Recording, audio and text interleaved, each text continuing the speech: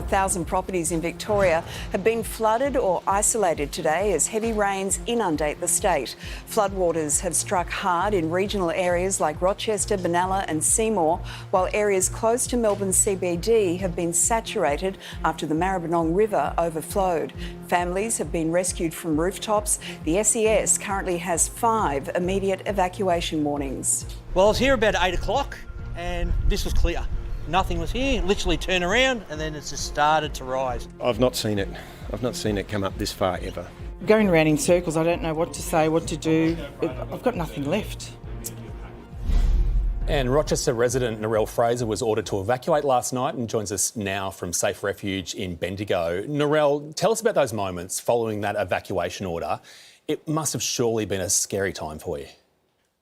It was. My husband and I, we live on what I call a little piece of paradise in between Rochester and Elmore actually, and it's quite isolated and it's beautiful until the rains come. Rains like this is something unheard of in Rochester. My husband and I survived through the 2011 floods, but this is just above everything we have ever experienced, and it was frightening, but it's almost more frightening now because my husband and I are in this little motel room and we don't know what's going on with our house. And I fear, I'm pretty sure it is actually going to be flooded, inundated with water, and that's an awful feeling, not knowing. It is frightening. Do you have anyone close by who can give you anything factual, or are you just relying on rumour? Oh, no, I have a lot of friends. We have a lot of friends in Rochester and the surrounds who are keeping us updated through social media.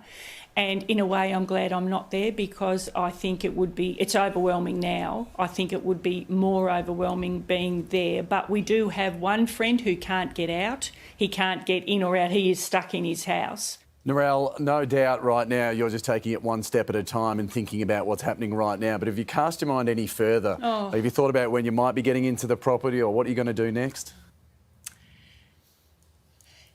Yes. Oh, gee, I was on the phone to my sisters today and that question actually brought me to tears. I'm starting to think about what happens if.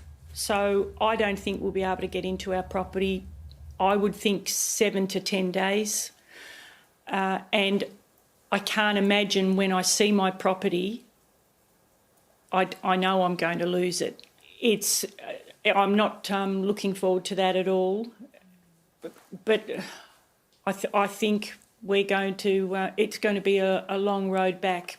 But I also feel really guilty. I feel guilty that here I am in a nice, clean, very well-made bed. Somebody makes my bed for me. But I'm in a hotel room where I am safe and I'm dry. But I have so many friends in Rochester that aren't safe and they aren't dry. And I feel like I should be there helping them because they are all... I've got friends that have got dairy cows and the cows are drowning. I've got friends that have got sheep that they've got nowhere to go. The sheep are, 6 inches in water. There's a lot of stress, a lot of worry, a lot of anxiety. And as I said, it's a bit like survivor guilt, I think. I feel guilty for leaving them. I really do. My husband and I both do. But in reality, there's nothing that we can do because we couldn't get into Rochester from where I live and we only just got into Elmore. So it's awful. Yeah.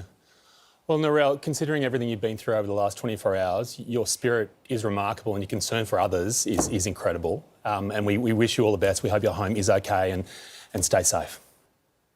Thank you so much.